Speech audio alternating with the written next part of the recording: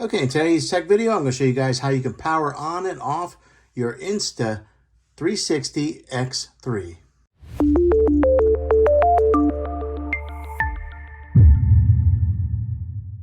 Okay, this may seem like a real simple video to some people, but you never know. I just want to make sure everybody knows how to do this. So if you see that like power icon right there on the side of your device, you'll just push in on that.